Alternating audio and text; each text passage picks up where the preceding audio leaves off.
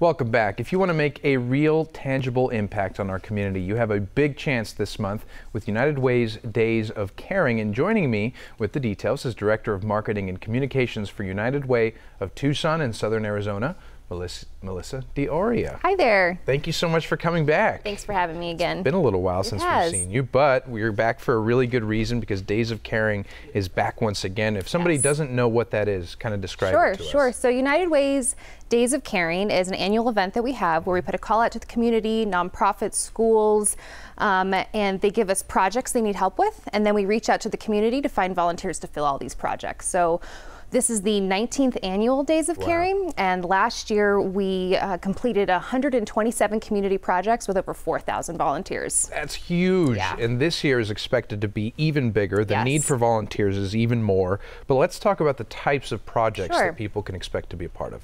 We have such a wide variety of projects, so some are painting at schools or landscaping. Other projects include volunteering at the food bank, packing food at the food bank.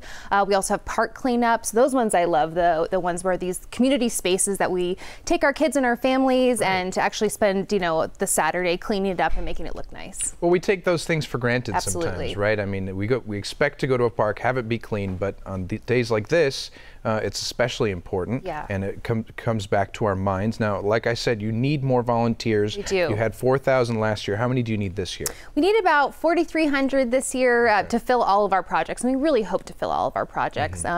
We're about 2/3 of the way there, so we still need some people to come out and volunteer. We like to let everybody know that there is a volunteer project for everyone. If you want to bring your family, we have projects for kids as young as 13.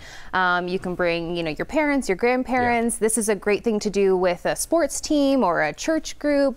So really, there is something for everyone, and you can find a project that can fill either, your family of 4 or your team of 20. It's a great team building exercise, and yeah, exactly. So we have a lot of companies that bring hundreds of employees, and in fact, it's a 2-day event, October 19th and 20th, and a lot of the companies in town will give their employees the day off that Friday to go out and volunteer, and it's just such a special event that United Way is very proud of. Hey, that's not a bad idea. Have a day off and at the same time really help the community. But again, going back to having your family participate, you can really make this into a tradition. The fact that it's been around almost 2 decades, why not make it a yearly thing, right? Exactly. And we really find that those people who really invest in their community and volunteer and give back, you really get more out of your community, and there's so many great people that volunteer, so you get to meet new people. It's a win-win for everybody. Now, it should be noted, these projects are probably available year-round. I mean, helping at the food bank, for example, etc. But this highlights it very specifically.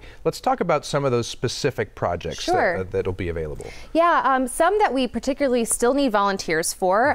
Acacia Elementary is a school that submitted a couple of projects to do some painting and some landscaping.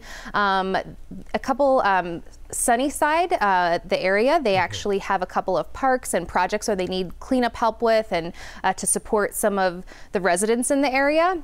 So those are a couple of projects. I did mention the food bank. We also have a buffalo grass pull over at the Desert Museum. So that one it's very important for Tucson, as I think most people know. Buffalo grass is invasive and a fire hazard, so that one's really important to our community as well. So those are some ideas of some specific projects. Yeah, and there's a project for everybody. If you have allergies, for example, don't do the buffalo grass one. That's one thing that I certainly would not. There's like a food drive and a diaper drive. So if you want to actually own a drive, that's one. If you feel like you can't get out there and pull weeds, there really is something for everyone. How do we sign up?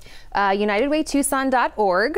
You can find us on the homepage. Simply go to the Days of Caring link, and you'll get all the details. And you'll click forward, and it'll give you all the projects that are left, and give you the details about how many people we still need, and that way you can get your team together, or sign up as an individual. Really, you can do whatever you want. There's really something for everyone. I think it's underestimated how happy it can make you to give back to the community. Right? Yeah, I feel so fortunate. I usually get to hop around during Days of Caring and see all the different projects, and it's really amazing. People are having such a good time working together, whether with their coworkers or their family, and then just seeing the impact they're having on these nonprofit organizations or these different projects that that need to be completed in our community. So it's a great event. Not to mention, we're heading into the holidays, and if you could use a little activity, this is one way to sort of start burning there you the go. calories before the calories start coming in. So, Melissa, as always, pleasure to see you. Thank you very much. Thank you.